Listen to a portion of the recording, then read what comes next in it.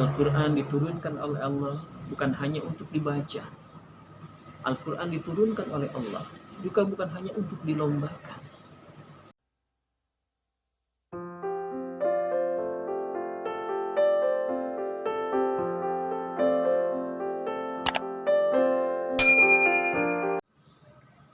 Bismillahirrahmanirrahim. Assalamualaikum warahmatullahi wabarakatuh. Alhamdulillahi rabbil alamin. Wassalatu wassalamu ala asrafil anbiya'i wal mursalin wa ala alihi wa ashabihi ajma'in, amma ba'du. Faqala Allah ta'ala fi kitabihil karim, a'udzu billahi minasyaitonir rajim. Bismillahirrahmanirrahim. Syahrul Ramadan alladzi unzila fihil Qur'an hudan linnas wa bayyinatin minal huda wal furqan. Shadaqallahul azim. Puji syukur mari sama-sama kita panjatkan kehadirat Allah Subhanahu wa taala atas nikmat dan karunia yang telah diberikan kepada kita semua. Salawat teriring salam semoga terlimpahkan kepada baginda Nabi besar kita Muhammad sallallahu alaihi wasallam. Saudaraku kaum muslimin yang dimuliakan oleh Allah Subhanahu wa taala. Puji syukur yang kedua, alhamdulillah, tidak terasa kita sudah berada di malam yang ke-17 di bulan Ramadan. Di malam ini kita diingatkan kembali satu peristiwa yang sangat luar biasa bersejarahnya bagi kita umat Islam, yaitu diturunkannya Al-Quran oleh Allah Subhanahu wa taala. Al-Quran diturunkan oleh Allah sebagai huda linnas, sebagai petunjuk bagi manusia di dalam menjalani kehidupan di dunia ini. Al-Quran diturunkan oleh Allah Subhanahu wa taala sebagai petunjuk bagi orang-orang yang bertakwa untuk meraih kehidupan yang bahagia di dunia dan di akhirat. Mimpi besar bagi kita umat Islam ketika ingin hidupnya bahagia di dunia dan di akhirat, tetapi kita tidak berpedoman kepada Al-Quran. Mimpi besar bagi kita umat Islam ketika ingin bersanding bersama dengan Rasulullah SAW di surga, tanpa kita berpedoman kepada Al-Quran. Al-Quran diturunkan oleh Allah bukan hanya untuk dibaca. Al-Quran diturunkan oleh Allah juga bukan hanya untuk dilombakan. Al-Quran diturunkan oleh Allah bukan hanya untuk didiskusikan. Dan Al-Quran juga diturunkan oleh Allah bukan hanya untuk diseminarkan, tetapi Al-Quran lebih dari itu, diturunkan oleh Allah Subhanahu wa taala untuk dibaca, dipahami, kemudian diamalkan di dalam kehidupan kita sehari-hari. Maka dengan demikian insya Allah kita akan menemukan kebahagiaan hidup di dunia dan di akhirat yang bahagia. Hadirin jamaah kaum muslimin yang dimuliakan oleh Allah Subhanahu wa taala. Al-Quran terdiri dari 30 juz, 112 surah, dan 6.666 ayat dalam satu riwayat. Semuanya berisi petunjuk bagi kita. Namun pada kesempatan malam yang penuh dengan keberkahan ini, saya ingin menyampaikan ada 3 kelompok umat Islam ketika menyikapi Al-Quran. Kelompok yang pertama, kelompok umat Islam yang menyikapi Al-Quran adalah wa minhum zalimun linafsih, dan mereka yang menganiaya dirinya sendiri. Wa minhum zalimun linafsih, mereka yang menyakiti dirinya sendiri. Siapakah orang yang menzalimi dirinya sendiri? Siapakah orang yang menyakiti dirinya sendiri? Orang yang menyakiti dirinya sendiri adalah orang yang menerima Al-Quran hanya di bibir saja. Wa minhum zalimun linafsih, kelompok yang termasuk wa minhum zalimun linafsih ini adalah orang Islam yang hanya menerima Al-Quran di bibir saja.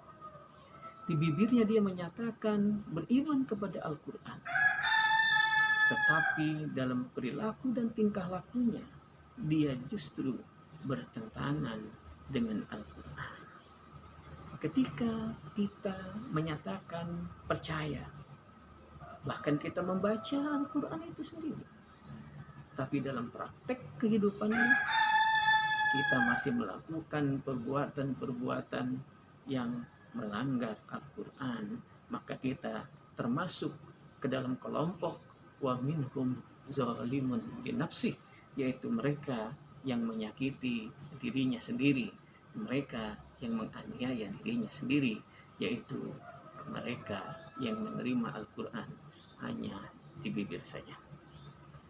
Saudaraku yang berbahagia, kemudian kelompok yang kedua, kelompok umat Islam dalam menyikapi Al-Quran adalah wa minhum muqtasid, dan mereka yang mencampur adukan. Wa minhum muqtasid. Siapakah orang Islam yang mencampur adukan?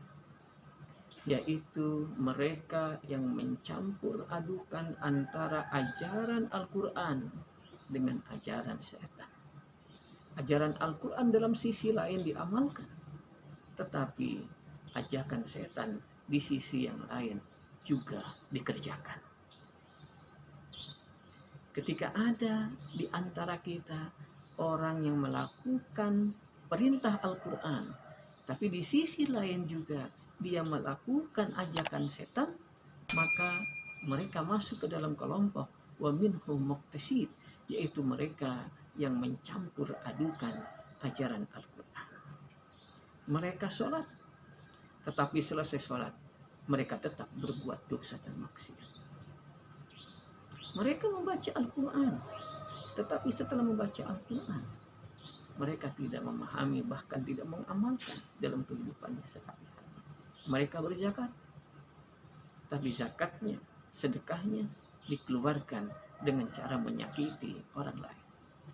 Bukankah Al-Quran telah mengajarkan kepada kita memberi dengan sebaik-baiknya tanpa menyakiti orang yang kita beri? Saudaraku jamaah kaum muslimin yang dimuliakan oleh Allah Subhanahu wa Ta'ala. Jadi kelompok yang kedua adalah kelompok umat Islam wa minhum muqtasid, yaitu mereka yang mencampur adukan antara ajaran Al-Quran dan ajakan setan. Kemudian kelompok yang ketiga, kelompok umat Islam dalam menyikapi Al-Quran adalah wa minhum sabiqun khairatu biiznillah. Mereka yang berlomba-lomba mengamalkan isi dari Al-Quran. Wa minhum sabiqun khairatu biiznillah.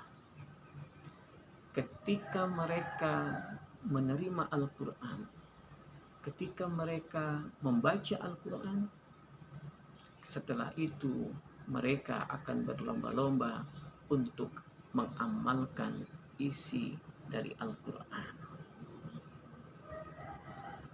Kita berharap kita tidak termasuk kelompok yang pertama, yaitu kelompok wa minhum zalimun li nafsi.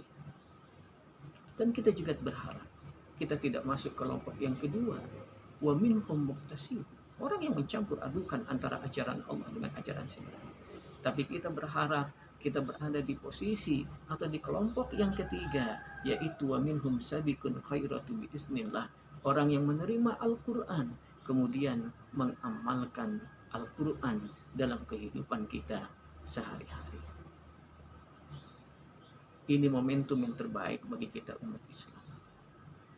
Kita kembali diingatkan kepada Al-Quran di malam nuzulul Al-Quran ini, bahwa ada sahabat yang akan menjadi teman setia buat kita nanti di alam kubur, yaitu Al-Quran. Al-Quran yang kita baca hari ini akan datang menemani kita nanti di alam kubur kita. Al-Quran yang kita baca hari ini akan datang sebagai syafi'an, sebagai penolong kita nanti di hari kiamat. Rasulullah Shallallahu Alaihi Wasallam di dalam hadisnya beliau menyatakan, setiap huruf dari Al-Quran isyaratun hasanah, mengandung 10 kebaikan. Aku, kata Nabi, tidak mengatakan alif lam mim itu satu huruf, tetapi alif lam mim itu terdiri dari 3 huruf, alif, lam, dan mim. Jadi ketika kita membaca alif lam mim saja, maka kita sudah mendapatkan 30 kebaikan. Apalagi ketika Al-Quran itu kita baca di bulan yang penuh dengan berkah ini. Al-Quran yang kita baca di bulan Ramadan, maka Allah akan melipat gandakan amal kebajikan yang kita lakukan.